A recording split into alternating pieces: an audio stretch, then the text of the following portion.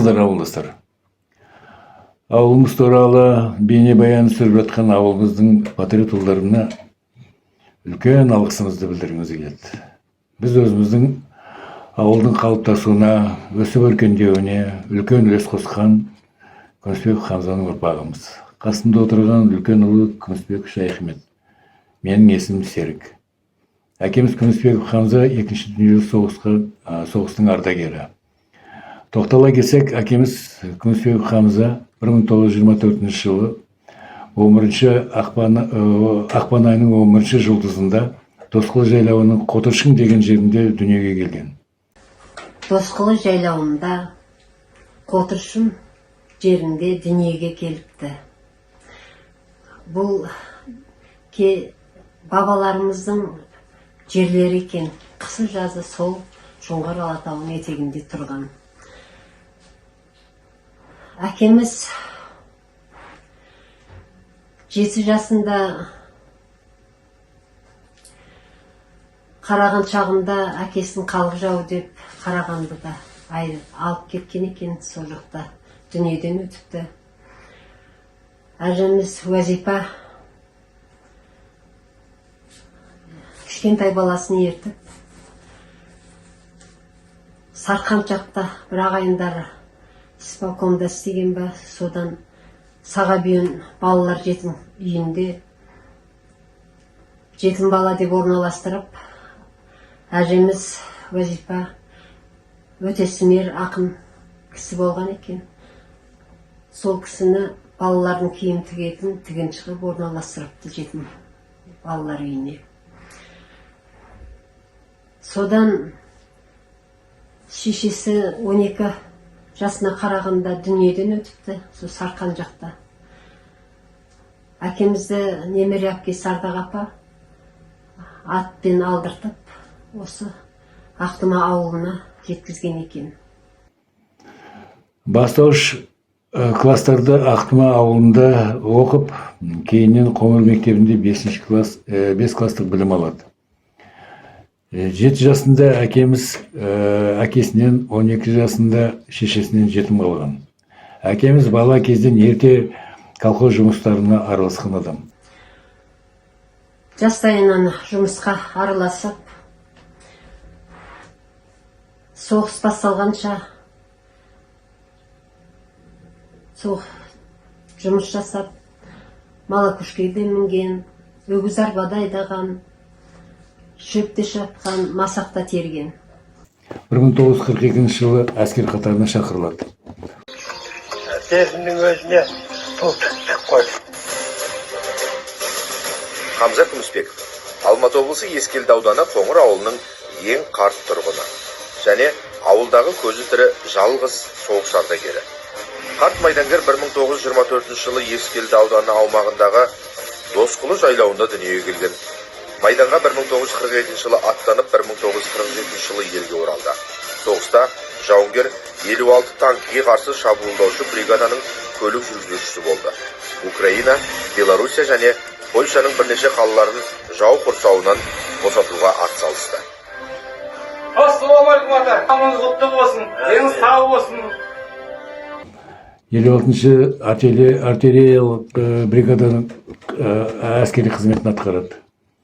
Белоруссия, Украина, Венгрия жерлерін азат етуге қатысқан. 1945 жылдан бастап 1947 жылға дейін Манчжурияны, Кореяны азат етуге қатысқан. Ал енді әкеміз соғыстан 2 соғыста да болды, Ұлы Отан соғысынан. Немістермен де соғысқан, неміс фашистермен де, жапондық империалистермен де соғысқан, Монғолиямен Солтүстік Кореяны азат етуге қатысқан. О жақта тынышталғанша, оңтүстік пен Солтүстік Кореяның ортасында 2 жыл жарым армияда қызмет атқарыпты. Бүгін Хамза Күмісбековтің туған күні. Қария 91 жасқа толып отыр. Бір ғасырға жуық ғұмырда ақсақал аз тауқымет тартқан жоқ. Небәрі 9 жасында ата-анасынан айырылып жетім қалды. Ер жетіп еңсесін енді тіктеген шағында соғыс басталып майданға аттанды. Семей қаласында 1,5 ай алғашқы әскери дайындықтан өткен соң, Хамза майданда 56-шы танкіге қарсы шабуылдаушы бригаданың көлік жүргізушісі болады. Соғыста қолына қару алып, шабуылға көп шықпаса да, мыңдаған жауды қырып салдым ғой деп әзілдейді қарт майдангер. Бригадте гаубица дейді, Катюша, сотка, 76 миллиметрлік. 47 жылы, 1947 жылы 2 шілдеде Сыр жоғарғы советінің бұйрығымен демобилизация шығып, сәуірдің 30-ында армиядан босап ауылға келеді. туған жеріне. Соғыстан кейін МТС-та есепші қызметшісі болып істеп, жұмысты бастайды. Сол ауылда 47 жылы маусым айында анам Мекебай қызы Күлипанға үйленіп, жанұя құрады. Ақтыма ауылында тұрып, бір үй салып, 1951-54 жылы Талары ауыл шаруашылық техникумын бітіріп, агроном мамандығын алады.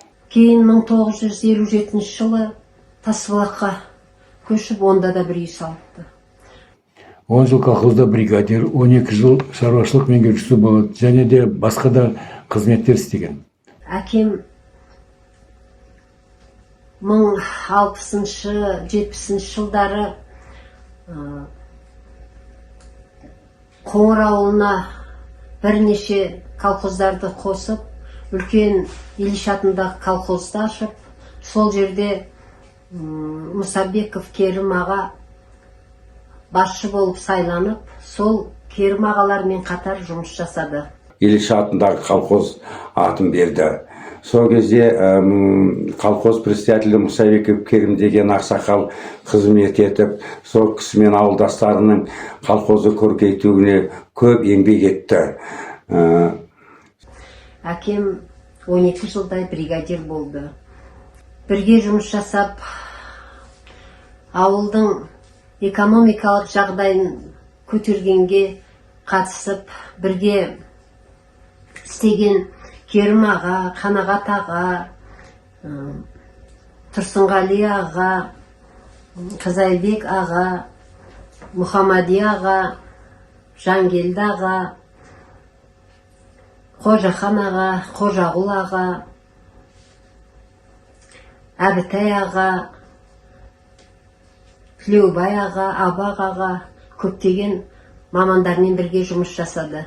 Экономикалық жағдайын колхоздың жоғары көтерді. Таңның аттысы, күннің батысы, бел шешпей жұмыс жасаған кісілер. Ағаның, Керім ағаның тұсында экономикасы өте жоғары дамығаннан кейін ауылға мектеп салды. Сол кезде 10 жылдық мектеп салдырды, мәдениет үйін салдырды, 60 жылдық, 60 орындық больница салдырды, емхана, бұт комбинат. Мәдениет сарайын, мәдениет үйін салды, көп салалы аурухана салды. Шопандардың балалары тұрып оқитын интернатта салды.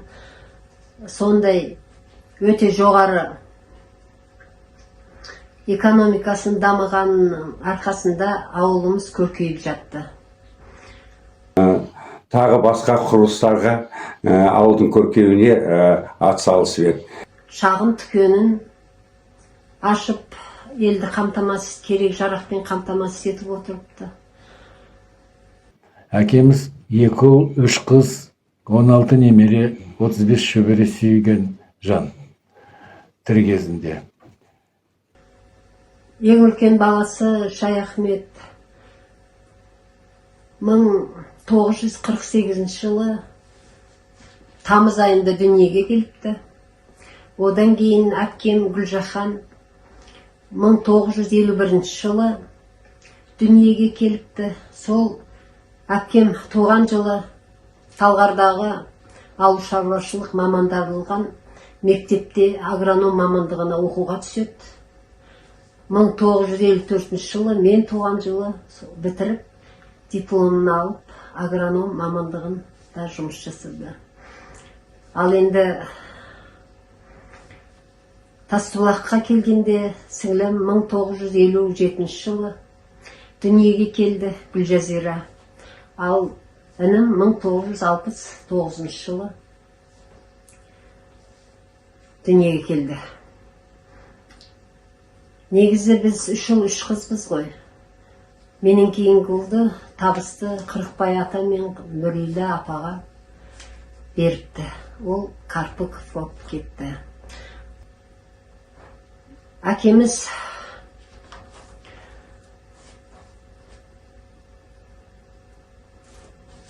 Шілденов Бақыттың кезінде де бригадир болып, завхоз болып, Қырманда меңгеруші де болып істеді. Пенсияға шықса да жұмыс жасап жатты. Анамыз Мекебай қызы Күлипан, әжеміз Зигай мен Мекебайдан туған. 1900 ал 89 жылы тамыз айында 63 жасына қараған шағында дүниеден өтті. Ал енді әкеміз 2019 жылы 96 жасына қараған шағында дүниеден өтті. Қара шаңыраққа ие болып қалған, жастайынан бауырына салған тұңғыш немересі Дінмұхамед, келініміз Айгүл екеуі әкемізге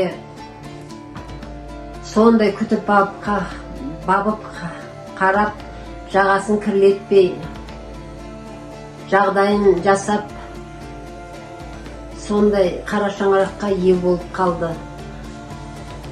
Оларға Алла разы болсын. Бала шағаларының тек жақсылығын көрсін. Анамыз да, әкеміз де кітаптарды көп оқыған кісілер. Біздің анамыз Күлипан математикаға өте жүйрік болған кісі. 7-ші класты бітірген кезде Қапалдағы педагогикалық мектепке жолдама берген екен, бірақ та анасы тұратын үй жоқ, қыз баланы жібермеймін деп жібермепті.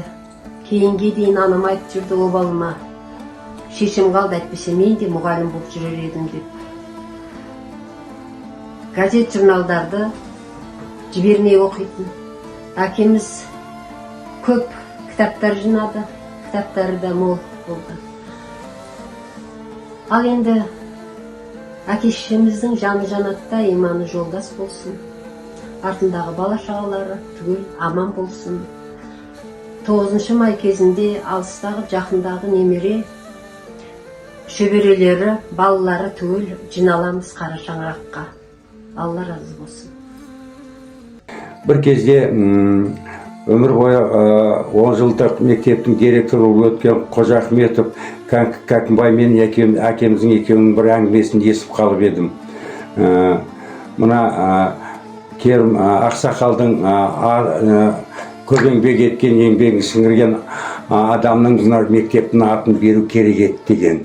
Бұлай ойлап қарасам, сол кісінің атын беруге действительно лайық екен.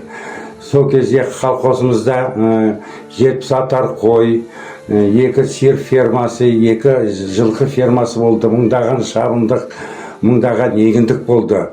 Колхозымыз өте жақсы көркейді.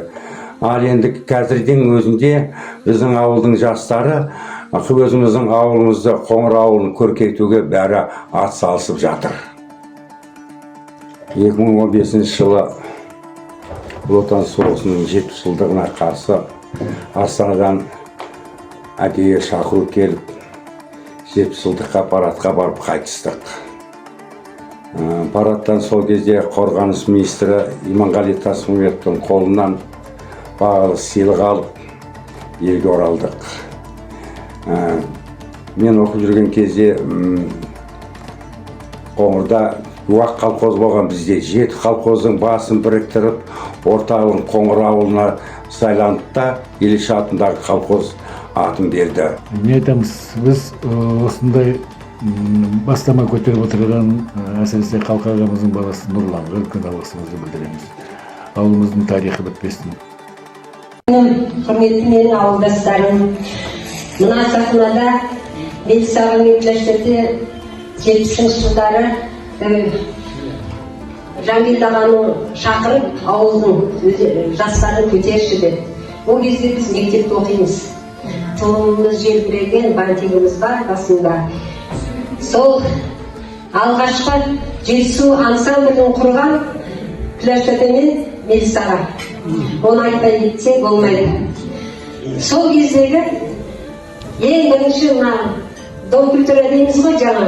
Анау төрде тұрған. Ол өте күшті еді. Сол 71-ші жылы 10 августта ашылды бірінші концерттер Жетісу толқындары. Былай ақырын айтып жүрдік. Сол естелік міне 50 жыл болғанда жаңағы Мелисамен келісіп бір кітап шығарып, сол жерде қатысқан қыз жігіттердің барлығы сол кітаптың ішіне енді. Ол естелік, ол тарих болып қалды. Ал енді мен сол ең алғашқы сахнадан орындаған сіздерге сол әнімді айтып берейін. 17-ге толмай тұрған кездегі Қос қайын деген. Аузынан айдың түскен қыз деп, мына қарт әжелерге, ару қыздарға арнап айтайын енді, ұқсат болса егер. Сағымыз қойған бір болса, жақын боп кеттің досындай, бұрын сен қайда жүргенсің, бұрылғыларға қосылмай.